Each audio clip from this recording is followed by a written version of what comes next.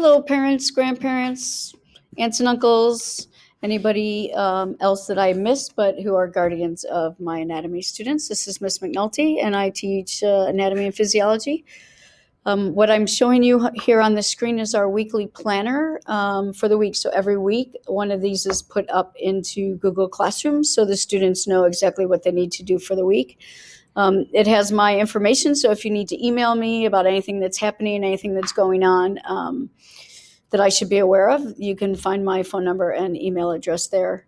What you'll find are the learning topics, so what our targets are for the week. And then what you'll find is some kind of check-in, which is really just asking them to make sure that they have all their work turned in and that they are getting caught up. And in this case, you'll see for this week what I put out that there are a lot of kids that are behind actually in anatomy. So it makes me a little bit worried. So parents, if you're wondering what the students are doing or need to know what they're doing and want to know, you can look at this weekly planner and find out what is happening for the week. On this side, you will see the activities that they have for the week, approximately how long they'll last. If the activities are taking too long, then please feel free to email me and we can make some adjustments or whatever we need to do at that point. So in this column, you'll see what the activities are and the links. And then in this column, you'll see how they have to turn it in.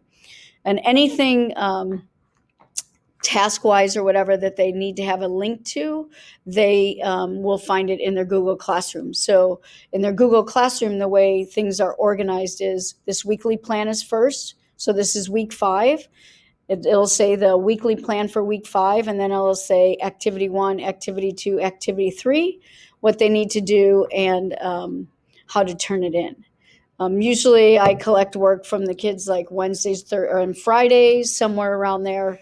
And then in this case for this week, I have 2 activities, one they need to finish and the other one they they should be able to finish both of these in the week. And then if they're all finished, I ask them to either go back and catch up, get in their missing and late work, or to relish their time because they have some time to relax and they can just be reviewing or getting caught up in other classes. I will say in this class, I'm struggling a little bit with students being caught up.